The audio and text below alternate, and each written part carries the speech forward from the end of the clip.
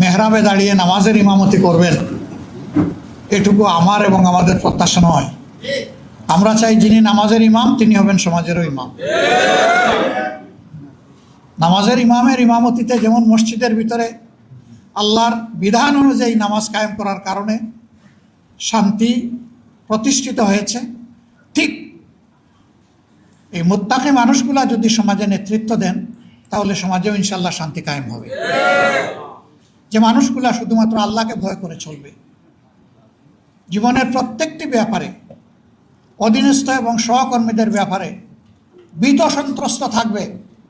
আমাকে হুঁশিয়ার করে দেওয়া হয়েছে, কুল্লুকুম রাঈ ও কুল্লুকুম মাসউলুন আলা আন রিআয়াতি আন রাঈ, যে তোমরা সকলেই দায়িত্বশীল এবং তোমাদেরকে অবশ্যই আল্লাহ তাআলা কিয়ামতের দিন জিজ্ঞাসা করবেন তোমাদের অধীনস্থদের ব্যাপারে।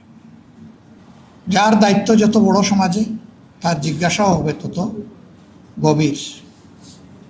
এই ভয় যখন একজন মানুষের অন্তরে থাকবে, একজন ওয়ার্ড মেম্বার থেকে শুরু করে পার্লামেন্ট মেম্বার পর্যন্ত এই চরিত্রের মানুষ যদি দেশের নেতৃত্বে আসেন, তাহলে আলহামদুলিল্লাহ আমরা যে মানবিক সমাজ আশা করি সেই সমাজ প্রতিষ্ঠিত হওয়া সম্ভব।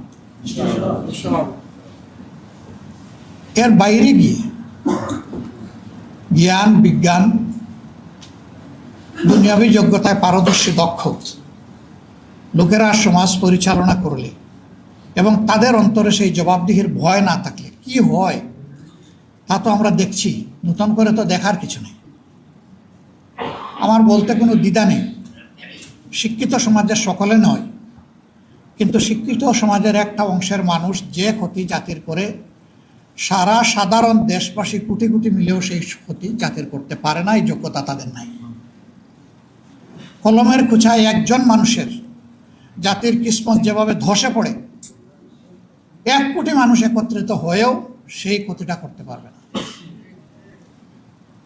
এই ক্ষেত্রেও উলামায়ে কেরামের বিশেষ দায়িত্ব রয়েছে জাতিকে জাগ্রত করা, সতর্ক করা।